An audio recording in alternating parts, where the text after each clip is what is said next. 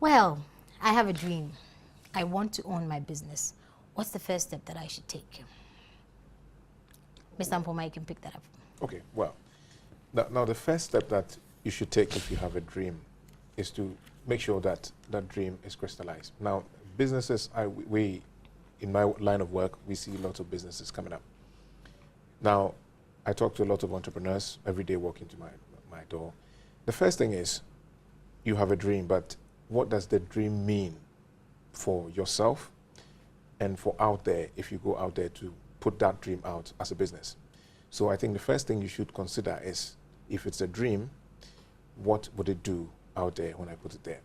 Now, so that means you start thinking about how to implement that dream, what resources you need to implement that dream, what type of strategic direction you need, what type of help that you need to execute that dream. So it's, if you just have a dream, that's good, but you need to think about how you're going to implement that dream and how that dream is going to metamorphose into a good business for you. And that's the next stage of the dreaming process. Mr. Senenya, yes, what are the opportunities available for dreaming if you want to become an entrepreneur? Well, opportunities available, it depends on the individual and the person's interest. And you see, opportunities are several, but it depends on the environment, your level of thinking, the challenges that one faces. For instance, I am into food manufacturing, and I saw the opportunity when a man manufactured for me a Ghana made shoe. I took it to my national service place of work. Everybody saw it and they wanted it. I mean, the first question was, national service personnel, how much are you paid for you to afford this shoe? I tell them, it's Ghana made. Do one for me, do one for me. And after that, I had several referrals. So then I realized that there's opportunity in here, because most of my colleagues who were working in the financial institutions didn't have time to go and shop. So then I go there, take orders, go to the man, master, do this for me. I go and sell. That was the opportunity. That was my one-day dream. I mean, a lot of people have one day, I will do that, I will do this, I will do that. For me, that was when I realized my one day. So, I mean, it depends on the environment and how smart one can be. Okay. The eyes to see the opportunity when they avail themselves. And they wouldn't come screaming, I'm opportunity, grab me, grab me. I mean, you have to You have to be able to identify it. Okay, so tell us, a bit more expansively how you initiated your marketing venture. Well, since mine was a product, I mean, initially, and even as at now, I thrive on word of mouth. I realized that the Ghanaian man or the Ghanaian person doesn't really care where the shoes were coming from, provided they were of good quality. So if one person wears it to the office and the other guy sees it, where did you get your shoe? Horseman, I bought it from Horseman. Then they gave me a call. So I started having a lot of calls from those young professionals. That was how come I had the mileage. So, initially I was buying from the man, but when I saw the opportunity, I put together some money and established my own workshop. Those are the things we want to know. How you put together the money, how you were able to pool the resources together. Exactly. Yeah. And how you were able to systematically get it to work together, coordinate the whole business. But I have Mr. Daniel Giblin-Mensah on the line, and I would like to welcome him to join us. Good evening, Mr. Giblin-Mensah. Yeah, good evening. How are you, sir? I'm good. I hope you're also good. Fine, thank you very much. Okay. We're talking about starting a business today. Yep. And so my question was to Mr. Percival Ofori Mpoma was, if you have a dream, how do you execute that dream? How do you turn it into a business? You want to own a business. Okay. And you have a business idea in mind. How do you bring that idea to life? Okay, basically, you need to look at the idea you have. Is this something you could run with? You need to interrogate the idea, put it to the test, see your friends. This is the idea I have. Let them critique it. Go to your CSS critic. Let it discuss with him. You can go to your colleagues around you. Let them critique the idea. Once you know it's something you could run along with, you start putting it on paper. There's little things that drop into your mind. You just put it on paper and try to put it together. Then you start working towards building a business plan. Once you build a business plan, there will be some problems which will be identified as you go along the way. So you keep finding solutions and keep refining the idea. Then you begin to look at how to implement it. So I believe if you go through this way, you'll be able to start your business. Yes, there will be problems, but as you go along with your business plan in hand, you can address the teething problems. Okay. It sounds a bit vague for me. I mean, I'm about to start a business, hopefully. And I'm wondering, my friends don't own businesses yet. How do I, you know, how are they able to, how can they advise me on the idea I'm putting out when they themselves don't own businesses? How can they fairly assess my idea? That's true, but you could get some ideas from them because you are definitely going to sell to the general public. So at least the best people you could start with are those who are close to you. You let them critique the idea. Okay. Then you could also go to, because maybe during your startup stage, you may not have enough funds to hire the financial experts or the gurus in the industry.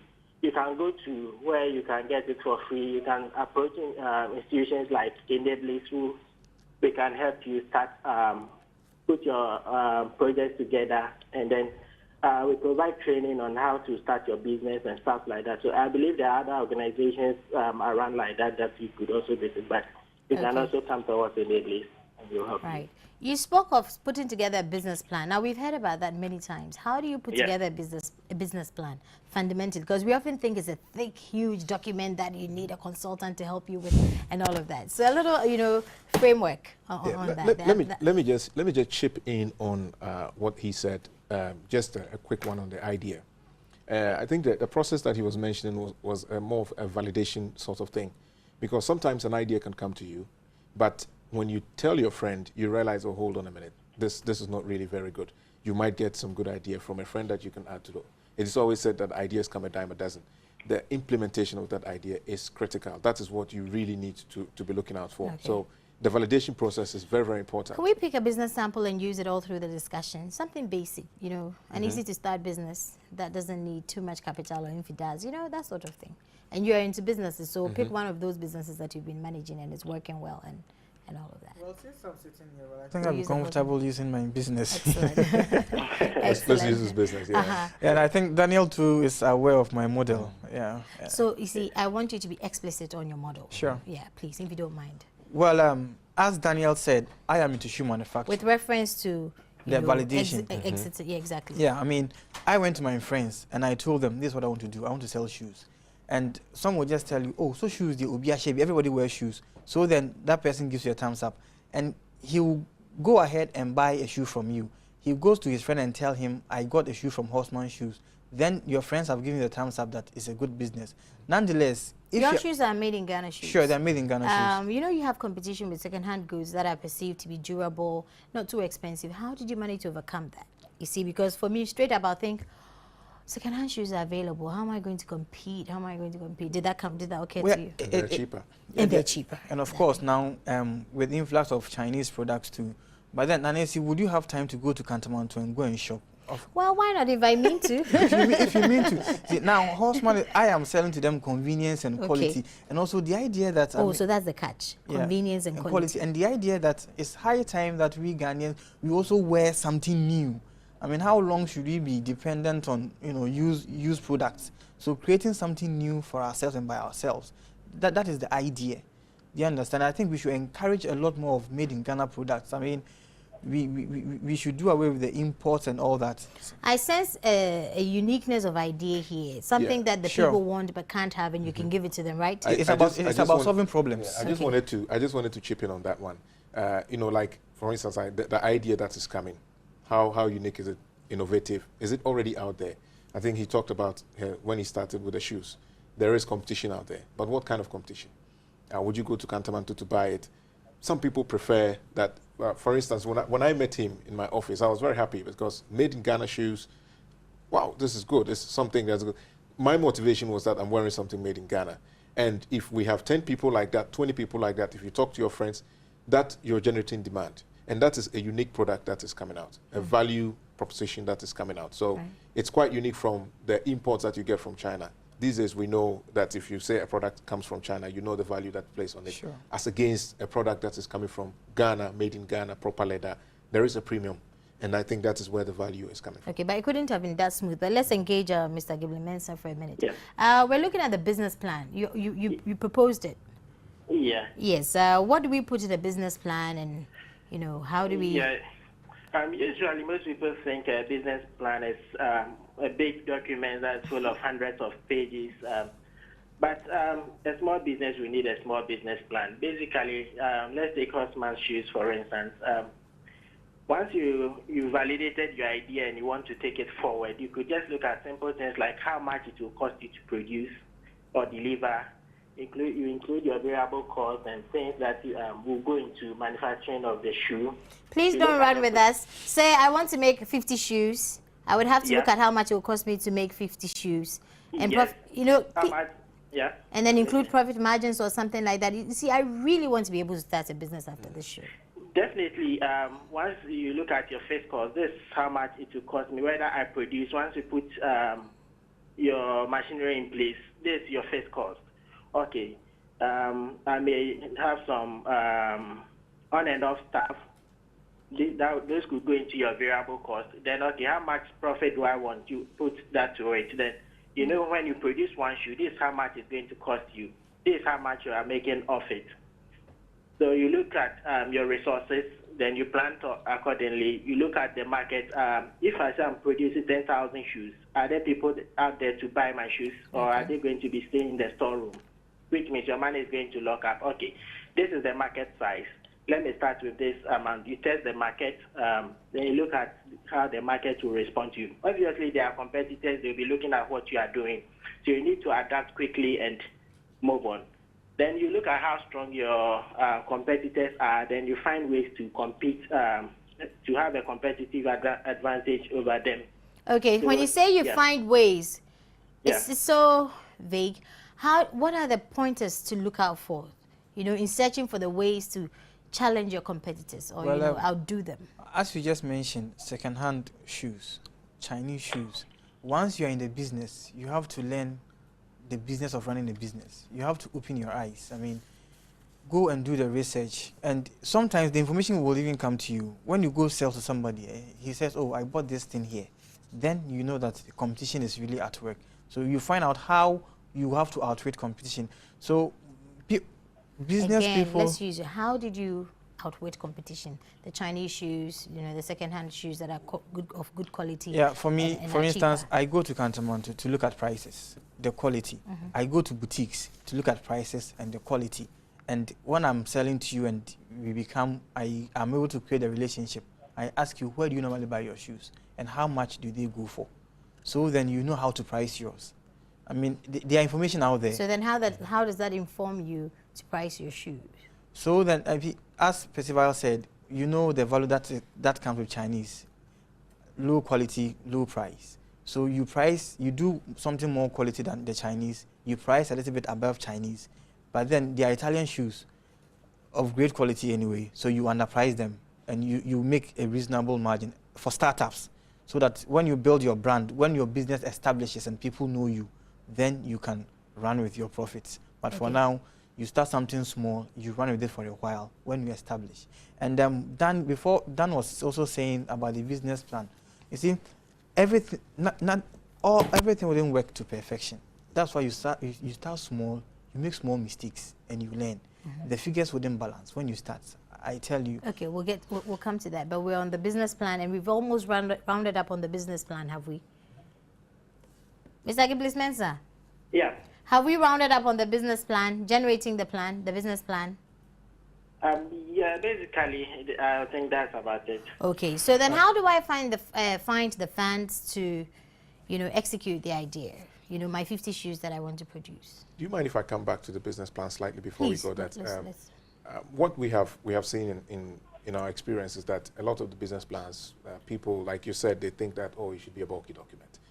First, it shouldn't be a bulky document. Second, it must have your input. Sure. Because it's your idea. Now, if you don't make those inputs, unfortunately, what kind for of instance, it's your idea, it's your dream.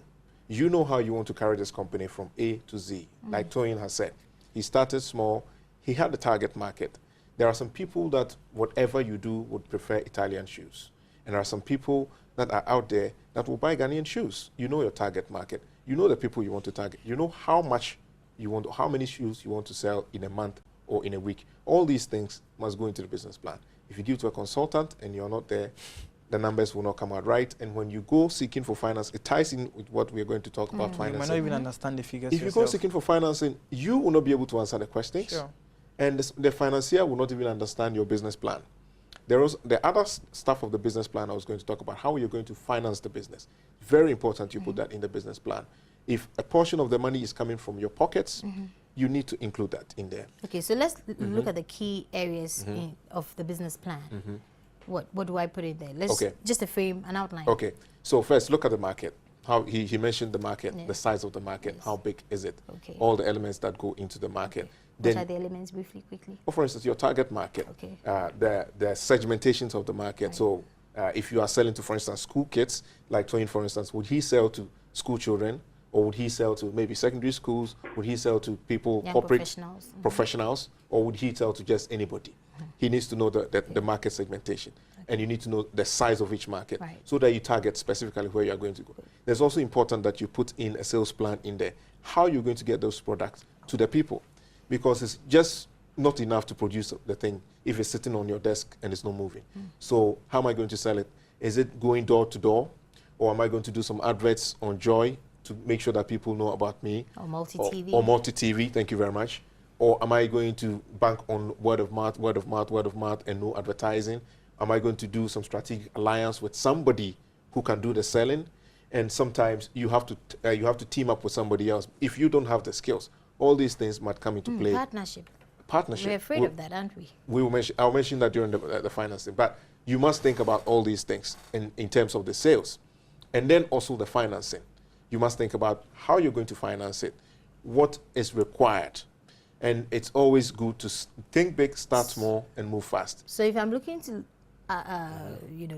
get a loan, should I put that in the business plan? If you're looking to raise a loan, you should put that there. The financing would be a loan of this much, and my equity or money coming from me would be this much, so that everybody knows how the business is going to be financed and what when I've not yet had a guarantee that I'll access a loan.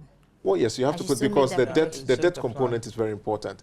I mean, of course, obviously, we don't advise that once you go a startup, just straight away go for a loan, because it has its negatives, and we can talk about the financing later on. But yeah, if debt is a component of your plan, you need to put that there. So your sources of funds must be well spelled out in your plan. Is that what you did?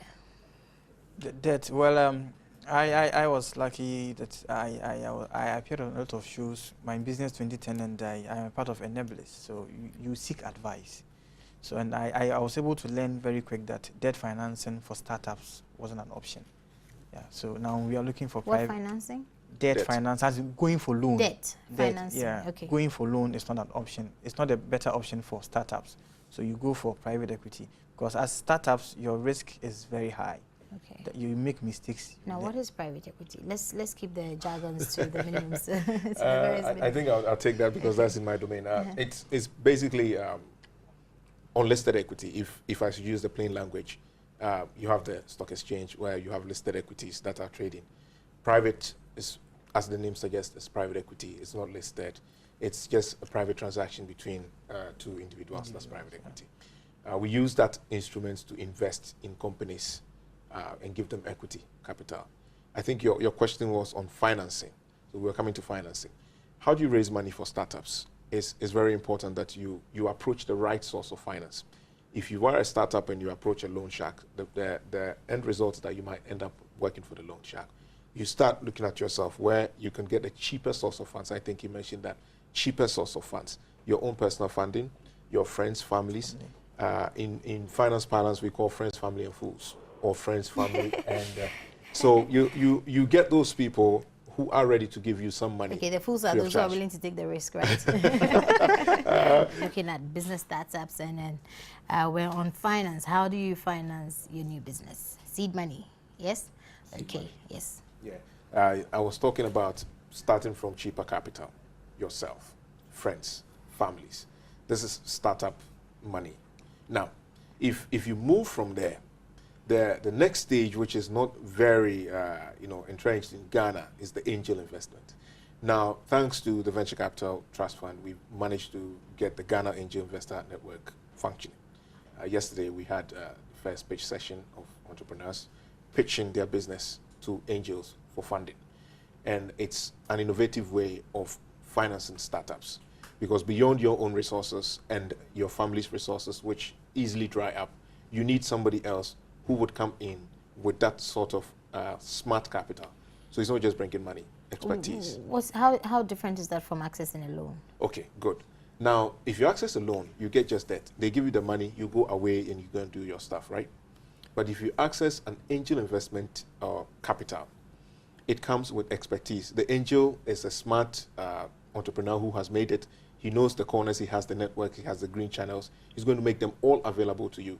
So it's not just coming with money, but technical help that so they hold your hand, they hold your hand, they nurture you through everything, because they've been there before and they can walk you through it and make sure that you become successful.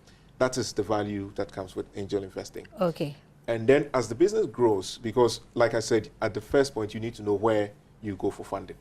So cheaper sources of capital, because with angel investing, it doesn't require you to pay any interest. And as the business, maybe you secured angel investing now, you're growing the business, that's when you begin to start looking at maybe venture capital, because you're moving to the next level, or then you start looking at maybe a little bit of debt coming into the company. Okay, let's find out what Mr. Mensah does with Enablers Ghana. Mr. Mensah.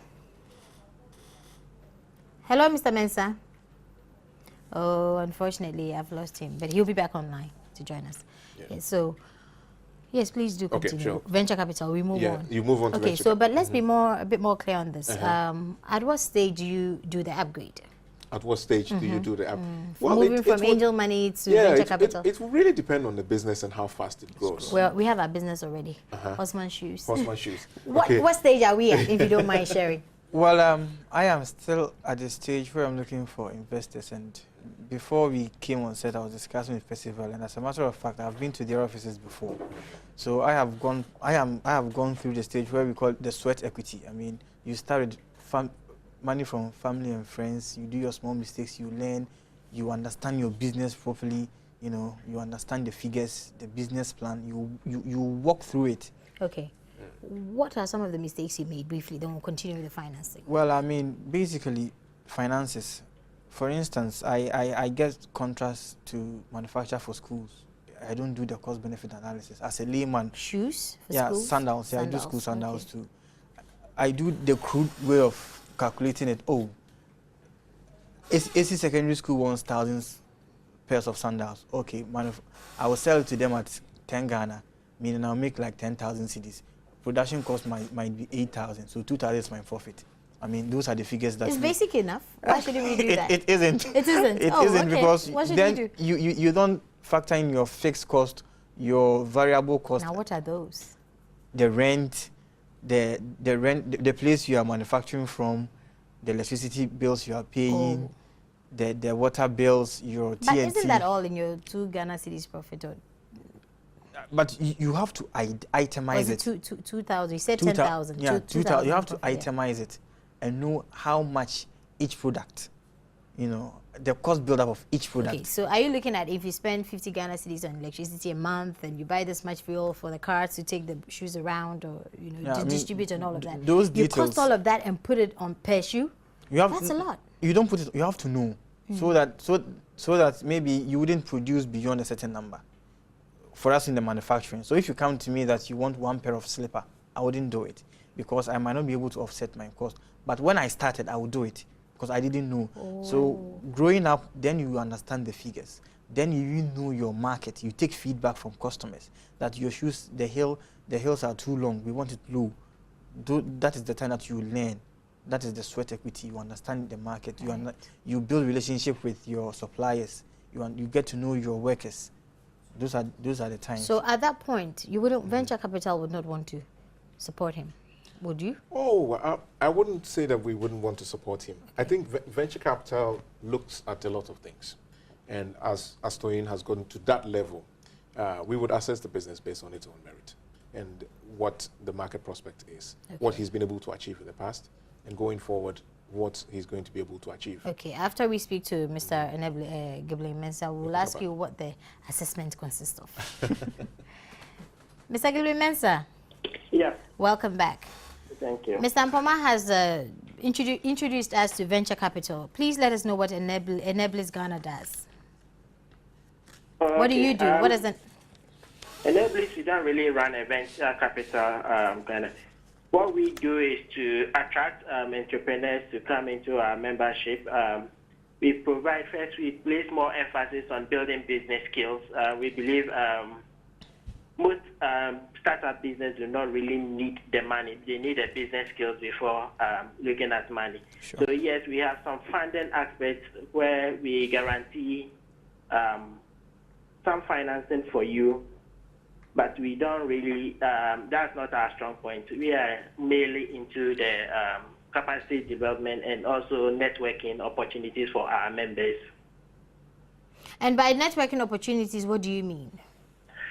Usually what we do is to bring our members together, then expose them to the movers and shakers of the industry, people that could mentor them and people they could approach and talk to when they are having business problems. And they can also introduce them to individuals who can help them in one way or the other in their business endeavors. I see. Okay. You definitely will put your email address or your website or whatever else out there for us, won't you? Sure, sure, we will. Thank you very much. And, yes, Mr. Tony. And I must say that I have really benefited from the Enablers organization. I was part of their business plan competition and I was a prize winner. And ever since thereafter... Why, did they help you to put together the business plan and then they assessed you on that, or you put it out there on your own? No, they gave us... Initially, we applied in the raw form. As Percival was saying, you don't need a consultant. You write it as you know it. Myself. Yeah, I mean, so through that we were shortlisted. We were given 1 week thorough training on how to develop our own business plan. And after that, we presented them. It was vetted. We were shortlisted again, and we did a presentation to a panel. And based on that, they selected 10 winners based on the business plan viability. Yeah, and after that, we've had several training, which is very, very important. Okay, so what was the special ingredient that was in your plan that the others didn't have? And so well, I always say that for me, because I had already started, I understood it. When they asked me to bring, what is your target market? I knew exactly who my target market was. I want to sell to Percival shoes. I want to sell to Adjoa school sandals. You see, so I knew what my target. I was already on the field, so I mean it was real. I didn't. Most people want to go to the internet, Google and take business plan samples. It won't work for you because you don't understand it. You have to understand your business plan. So for me, I think because I was already doing it, it was very practical, very real. I didn't conjure the figures, no. Yeah, and as I was saying, most business people, most young entrepreneurs, we don't have the expertise. We don't start business in our field of study. For instance, I don't have a finance background. I don't have an HR background, but I need it. So organizations like Enablers and other organizations will give you that requisite skills, which is very, very important because at that stage, you do everything yourself. You do the financing, the HR, the marketing, the selling. So you have to get those skills before you can run your business. Are you a limited liability, Postman? No, not yet. I'm still an enterprise. Okay, excellent. We're looking at the criteria for assessment. What are the pointers? Well, for venture funds? Yes. Okay, the very first thing... You said you would assess before you would want to provide funds. So what should we do so that we can pass the assessment? The very first thing is the opportunity. So what opportunity you are giving out there to the venture fund. So they will be looking at the opportunity itself. What is the opportunity? So if, for instance, it's shoes, Toyin is selling shoes. What is the market out there for Ghanaian-made shoes? That's what you mean by opportunity. What I mean by opportunity. What is the market out there?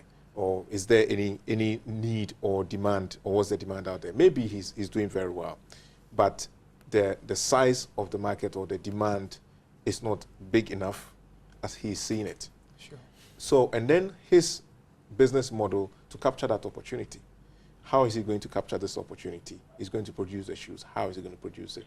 Maybe he's producing at a cost that is not very good for the venture fund.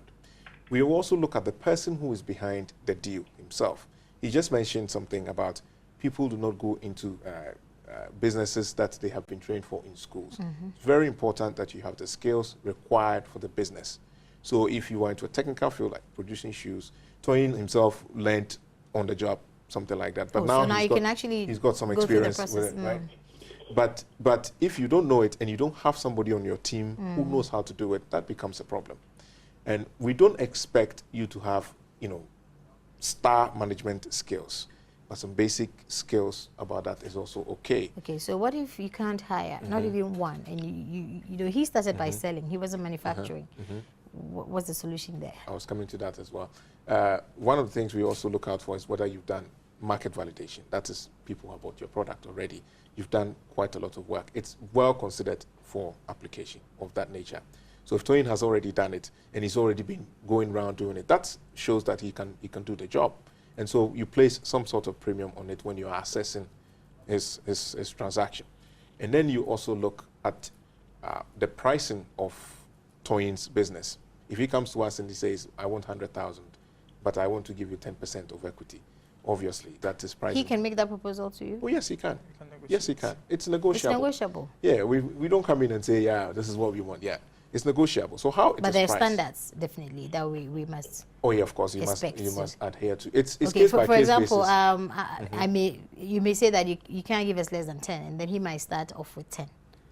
I can't give you less than 10%. No, I'm saying that you have standards that must be adhered to, like you said. Oh, it's on case by case basis. Okay. The venture capital funds are prohibited from doing above 49%, but below that they can do, as long as it gives them significant minority stake in the company, so that they can have the necessary influence to influence certain strategic decisions at the board level. So, that's a lot of English. Okay, let me explain to you.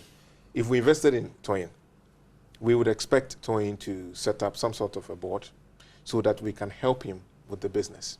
We will not be involved. A board? Yes. I see. We will not be involved. For a startup business? Like, yes. Okay, not start. Now you're not, yes. You're just a little above startup. You have to start, because corporate governance is very important. One of the things that causes businesses to fail, especially in Ghana, is poor corporate governance. I'll give you an example. Decisions are made by entrepreneurs in the bedroom. Pure and simple. if I sold 10,000 Ghana cedis, I put it in my pocket, I take it to my house. On Friday, I go to a funeral and I spend the money. Excellent. We're going to come accounting for the business and all the decisions that are made are very important to the business. And when a venture capital comes on board, these are some of the critical things that they bring on board. So Toyin would set up all this. Rather fundamental, but one would not have thought about it. Yeah. Right? Toyin will set up this thing. We will help him do that. And then we will not, of course, come and run the business on a day-to-day, because then you are the manager. In some cases, we may have to hire somebody else to run the business. Because how does he go about putting the board together? We would help him out because he has ownership. He's now an enterprise, for instance. If we put money in him, he becomes a limited liability. We own a percentage, so we would have a board seat. He would have a board seat depending on his percentage share. And then he might have 2 board seats or 3 board seats, and we might have 1 or 2, whichever. Okay. So we can create that board. He can get an expert in shoemaking to sit on his board, or he can get an expert in finance to sit on his board. It doesn't matter. What matters is that the people can bring on board some value or skill that can help the company. What about finding something small, as we say in Ghana, for these experts who are going to work for him, consult for him? Is he going to get it for free? How those are the issues that would. Well, that's very true. But for a startup, I think that when you are going, if you are an entrepreneur and you are looking for somebody to sit on your board, you must be realistic and tell the person, wait, this is a startup business, and I don't expect to be putting out cash for board fees and all that. So that person must be aware before coming on board. Let me quickly, let me talk to Mr. Gibby Mensah, and then after that I come to you, Mr. Toyin Senior. Mr. Mensah, are you there? Hello, Mr. Mensah. Yeah, hello. Yes. You've been following our discussion, I hope. Yeah. Okay. What are the other areas that one needs to look at, in the discussion we're having with regards to finance? He was talking about critical assessment of what can actually enable you get funding, right? What are some of the areas? He was talking about corporate governance, which is a new term that I have picked after up we do this the evening. investment. Yeah. Corporate governance, right? Right. Okay. Hello, sir. Yeah, hello. Yes, I'm asking what are some of the ingredients that we need, you know, to enhance the business, to grow the business. Okay. Are you talking about the venture capital or in general? Oh, generally. You Generally. can talk about general, yeah. Okay. Usually for a startup, I wouldn't say you should go in for a loan or straight you should go in for a venture capital. You should look at other ingenious ways of raising money. First, you could look at your friends, your family, to get some money to test your model before you actually go out there. So I think you should look at those aspects also before you go out for a venture capital. Okay, thank you very much. Mr. Senenya, we'll talk to you when we come back from the break. We're looking at startup businesses and how you can actually get it running and running successfully. We're going to hear Mr. Senenya on some of his experiences. Yeah. Yes.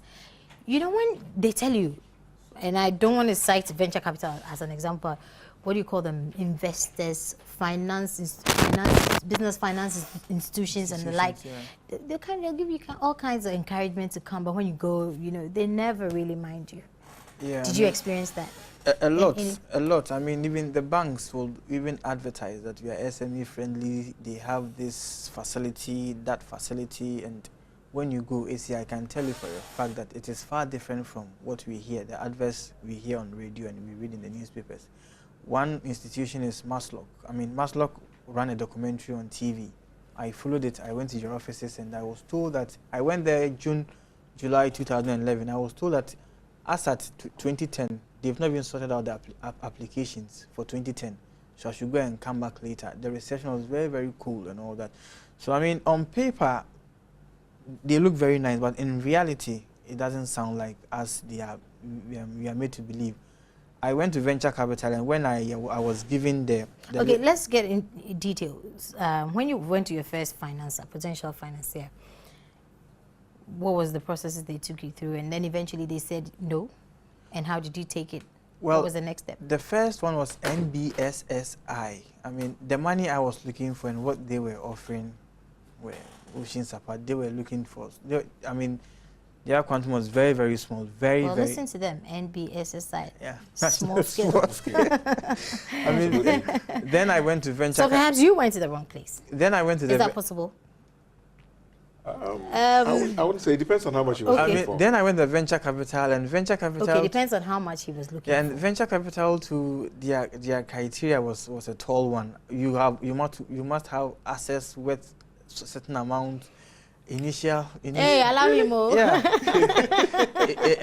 Initial capital by yourself, certain amount, and your turnover. I mean, they gave me a tall list. Then I wasn't able to meet their requirements. But fortunately, I met their boss, Mr. Duku, at programs, and I made a follow-up to their offices, and we started talking. But then it's not as fast as you, the entrepreneur, will want it. Processes stall. They don't come back to you again. We will get back to you, and it ends there. Okay. That reminds me, with regards to processes, business registration. You know, we haven't talked about business registration. Yeah. That is an important area, isn't it? Absolutely. Because if anybody is going to finance you, they need to know that you're registered, you're legit, and all of that. Absolutely. Okay, so let's share some of the text messages that viewers have brought in, and then we'll look at that. Because lately I hear that when you go to the Registrar General's department, it's quite quick. It's not like before. It's not true. Oh dear. It's not true. Okay, we'll come to that. You have, actually. Yeah, I see. Oh no, not good. I mean, they spend a lot of money running adverts on radio. I mean, they do different things there. It's not true. Right. Tanu Mark says, I want to set up an internet cafe which will serve as an IT solutions center. On average, I need about 50,000 Ghana cedis to start this kind of business. Where do I get this kind of funding? I spoke to people, but all to no avail. Why are you looking to start a business so huge? Is this feasible? This is what we've been discussing, an internet cafe. Maybe we should find out the people who have started internet cafes and gradually grown it to a certain level. Because my conversation with some of the entrepreneurs who are also business angels in the network, Now I keep asking them what exactly has made it. Okay, let me share the rest and then we'll zoom in on one and discuss it. Solomon Jamfi says, I really want to be part of the young entrepreneurs to come. Okay, Solomon, but what's your idea? How do you plan to go about it is what we want to know. Anita Sam says, interesting topic. I would like to start my own business very soon. Okay, quick, work on the ideas. And Abdullah Muhammad Awal says, I want to establish a stationery shop. How do I start and what kind of resources do I need? Also, I'd like to know if it's a profitable venture. Yes, how does he know that? You have to do an assessment of sorts before you get in, okay? And Otumba Arowoyo, I think, forgive me on this one. Enyo Donmo, in jumping into business, what you must first look at is, okay, he's offering advice. And I apologize for not being able to do justice to your name. I'm jumping into business. What must I first look at? What you must first look at, pardon me, is the environment in which you want to start business. Study the environment and know it if it is suitable for your business. Okay. And Amma says, I have a whole lot of business ideas in mind, and I would want to start any of them at any time, but I don't have the resources. I don't want to take a loan. What should I do? Okay, so which one are we going to pick first? Quickly, and then let me start with Amma. I mean, well, with my experience, I realized that you don't need that big money to start a business. I mean, we are always told that you need capital. Start. When you do the good thing, money will find you. That is the advice I will give to my young like my young people. Okay, with my stationery shop, how do I just start without stationery money? Shop?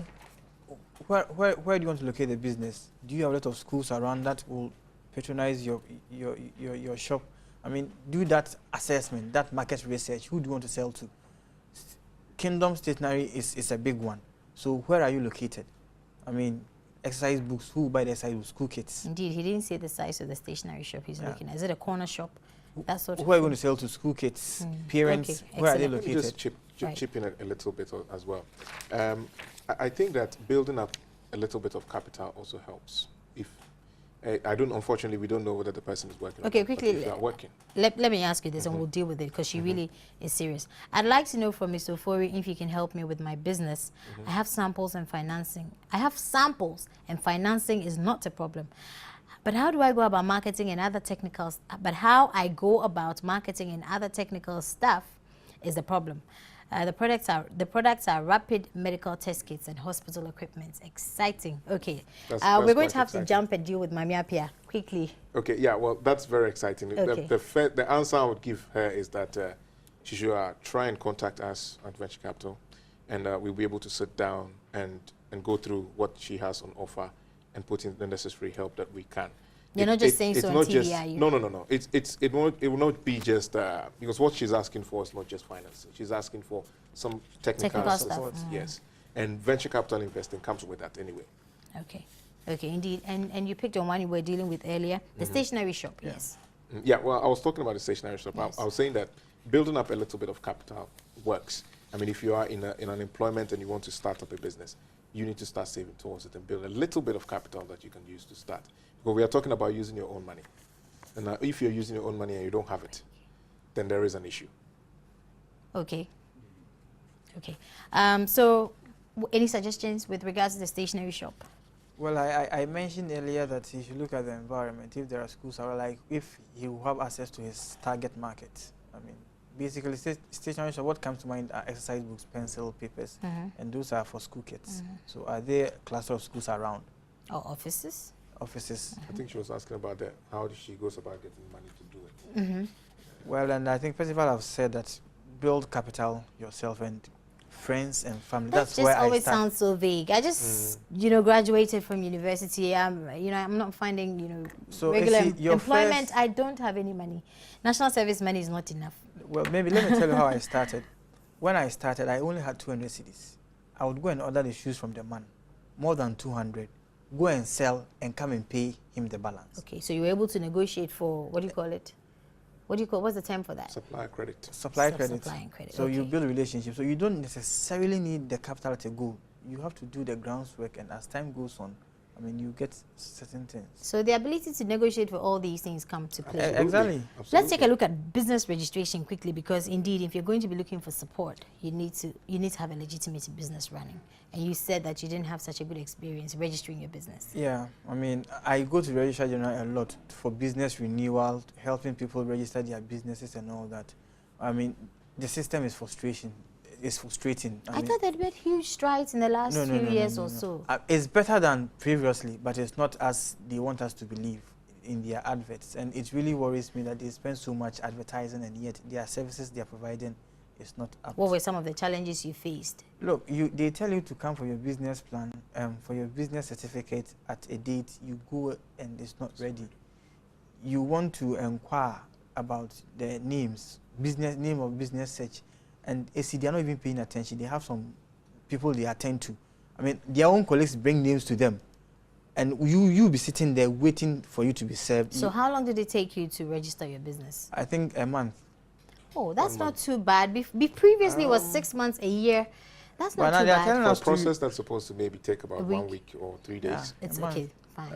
I think that I just wanted to chip in with what he was saying. I have had a personal experience, and I can only speak for myself, because I know that generalizing might not necessarily be the case. That's right. But I have had a personal experience recently with the new thing that they've put in place to expedite registering. And even that took more than a month. Okay. Isn't there a notion that you should run your business for at least 5 years before you register? I have heard that said. It depends on the level you want to take your business. I mean, if you are doing a tabletop credit selling, I mean, you can do that till the kingdom come and nobody will mind you. And it's not only the Register General alone, even the Ghana Revenue Authority agencies. They'll also come and get you. They also frustrate people. Okay. I mean, you go. I walked into their offices wanting to register, and I was in intimidation. Let's not forget Mr. Ghibli Mensah is online. Okay. Mr. Mensah. Hello, Mr. Ghibli Mensah. Hello, sir. Unfortunate. Yes. Yeah, so some other internal, did you say internal revenue? Or? Yeah, I went to GRE. Yeah, they're not internal. It was then internal revenue. Now they've become something else. Yeah, what do they call them again? Ghana Revenue Authority. The three of them together. Okay. I walked in to register with them, and the guy was telling me, he asked me how long I've been in business. I told him, and now he was asking me why am I now coming? So therefore some penalty, I have to pay penalty. I said, no, it's not. When he realized that I am educated, then he gave me the forms and asked me to go and come later. So those are discouraging. They are very, very discouraging. Especially if you want to be a patriotic citizen and pay your taxes and all of that. Exactly. And he was even thinking that I wanted it to travel. So I said, of course, because I said I wanted. He thought I wanted a certificate to go and apply for visa. I see. And so then that makes the demand go up. Okay. So registering your business is a little challenging, but you can get around it. We can put that aside. Now it's getting better. It's getting better. It's getting better, but there are still some. Must we necessarily register our businesses? Well, I would say yes, you have to, especially if you want to take your business to the next level. Unless you want to remain like you said, on a tabletop. Okay. So if you want to take you mentioned something that was very interesting, corporate governance, you said. And so beyond that, what about do you keep books? Do you have an accountant that you have to? I do. And consultants, you don't need that big consultants. You can rely on your friends. There are people who will do it for you for free for now, as startups. So you don't have to walk into that. Like the accountant, the student accountant for other polytechnic who lives next door. Yeah, sure. Example. I mean, just go, let them help you do it. Seek for training. There are cheap trainings around.